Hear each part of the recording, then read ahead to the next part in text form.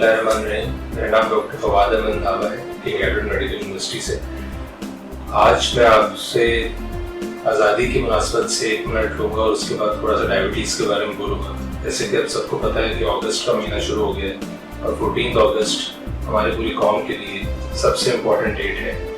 हम आज़ाद हुए थे और आज़ादी क्या होती है उससे पता होना चाहिए, जिसके पास आज़ादी नहीं है। जिस तरह कश्मीर आजकल आप देख ही रहे हैं, जब से हम लोग आज़ाद हुए हैं, कश्मीर एक ऐसा एरिया है जो आज़ादी को तरस रहा है। अल्लाह का बड़ा करम है कि हम सब लोग आज़ाद हैं, आज़ाद फ़िज़ा में सांस ले रहे हैं। अल्लाह ताला इस अर्ज़ पाक को हमेशा इस तरह आज़ाद और खुशहाल रखे, आमीन सुम्मा आमीन।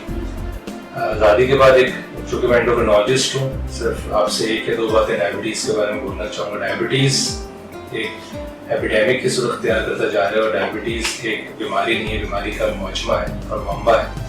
और डायबिटीज़ के साथ आपको और बहुत ज़्यादा बीमारियाँ आती हैं, जिस तरह दिल की बीमारियाँ, गुर्दे की बीमारियाँ, जिगर की बीमारियाँ, इवन दिमाग की बीमारियाँ, और उसके साथ ही साथ डिप्रेशन, मोटापा, ये सब चीज़ें एक ही चीज़ का मदखल है।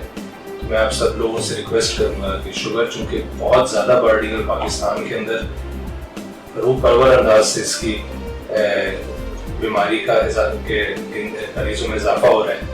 तो चंद एहतियाती तदाबीर जिसके अंदर डॉक्टर के साथ रेगुलर विजिट और साथ खुराक का परहेज और दवाई जिस तरह प्रिस्क्राइब की जाए उसको उसके मुताबिक खाते हुए अगर आप ज़िंदगी बसर करें हेल्दी और लाइफ, तो डायबिटीज़ आपको कुछ नहीं बिगाड़ पाएगी। इस दुआ के साथ मैं अपना पैगाम ख़त्म करूँगा कि इस अर्ज़ पाक को अल्लाह ताला हमेशा इस तरह खुशहाल और आज़ाद रखे और हम सब लोगों को इस तरह ही फलने फूलने की तौफीक अता फरमाए। अस्सलाम वालेकुम।